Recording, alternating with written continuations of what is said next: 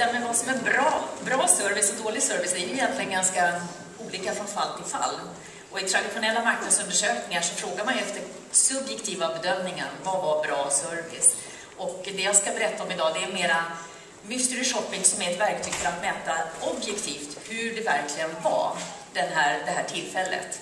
Sen om det var bra, hur bra det var på en skala, det är lite svårt att säga, utan det här är en helt annan metod.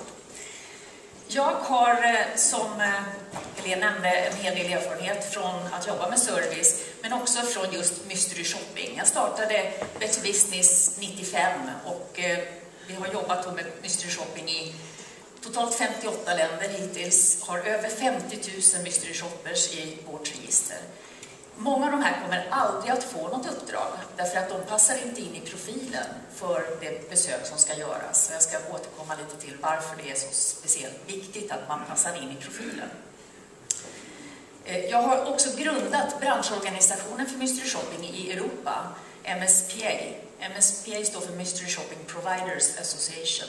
Finns idag över hela världen. Startade i USA förstås och sen var vi nummer 2 då i Europa. Finns nu i Asien och också i Latinamerika. Och sen har jag då utvecklat en hel del koncept där mystery shopping ingår. Till exempel Scandinavian Service and Quality Award, som är ett kvalitetsutvecklingsprogram för serviceföretag.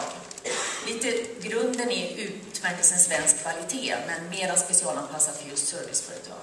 Och sen har jag då skrivit en hel del böcker om mystery shopping. Det här med att mäta, varför är det så viktigt då?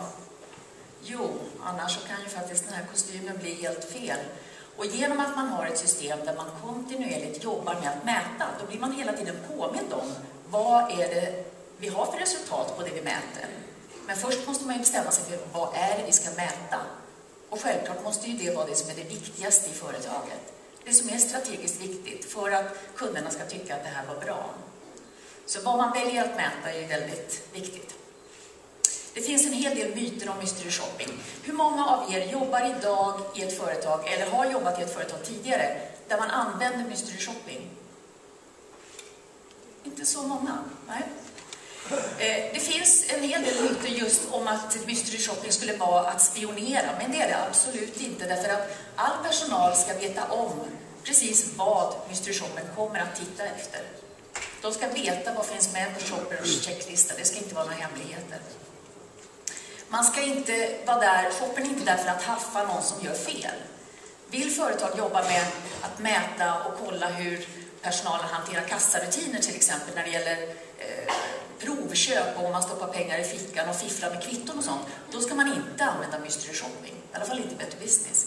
Utan då ska man använda ett vaktbolag istället, för då är det något helt annat man är ute efter.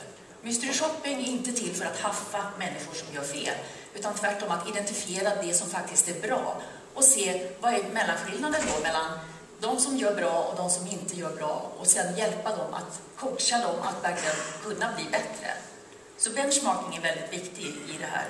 Inte för att utse syndabockar, utan för att utse föredömen och hjälpa dem som behöver bli bättre. Om att shoppern skulle provocera anställda, det är en farhåga som fackliga organisationer till exempel hade, åtminstone tidigare, där man var rädd att personalen skulle bli provocerad till att ge ett sämre bemötande än vad de skulle ha gjort normalt. Och därför är det en av de absolut viktigaste delarna i mystery shopping-företagens planering och kvalitetsarbete, att säkerställa att shoppen verkligen förstår sitt uppdrag. Shoppen är inte där för att vara kritisk och för att provocera, utan shoppen är där för att smälta in i mängden, inte synas och inte höras, låtsas som det regnar och vara en vanlig kund. Så att man verkligen kan vara anonym och få det här vanliga bemötandet som precis vilken kund som helst skulle ha fått. Anställda kan bli av med jobbet, ja det är absolut inte meningen. Och vi inom Better Business och många andra mystery shopping-företag också, så är man väldigt angelägen om att personalens namn inte ska offentliggöras om inte personalen själv tycker det, om inte personalen är medveten om det, om inte företaget har kommit överens med personalen så att personalen förstår varför man i så fall använder namn i rapporterna. Om syftet är att man ska kunna ge personlig feedback till enskilda individer, då är det viktigt att man har namn i rapporterna. Om syftet är att man ska kunna belöna de som har gjort riktigt bra serviceprestationer, då behöver man också ha namn i rapporterna. Så att det här med namn eller inte är viktigt att säkerställa att man förstår varför. Och att inte använda det bara för att, utan använda det om det finns ett syfte, om det finns ett värde. Och att bli av med jobbet är absolut inte meningen. Personalen ska istället bli medveten om vad man kan bli bättre på och få hjälp med att bli bättre.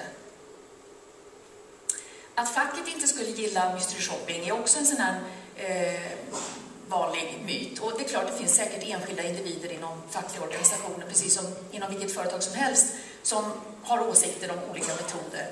Men jag har inte träffat någon facklig representant som har varit negativ till mystery shopping när de får veta hela konceptet och hur det verkligen ska fungera. Om det inte fungerar så beror det på ledaren som använder det här konceptet. Och så är det ju med en bil också. Den som kör bilen, det är den som bestämmer hur bilen tar sig fram på vägen. Så att det handlar om hur man använder konceptet, det är inte konceptet i sig som är fel. Och att mystery shopping bara skulle vara för butiker, det är också en myt. Och det kan ju hänga ihop med att det heter mystery shopping. När vi startade så kallade vi det för anonyma gästbesök och anonyma kundbesök. Men efter några år så började kunderna, när de ringde och frågade: gör ni mystery shopping?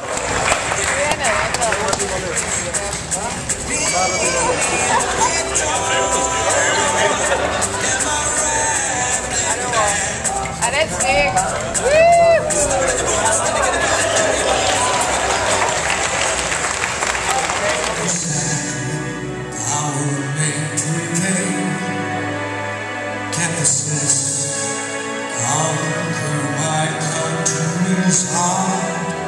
They rise to fame. She is eternal.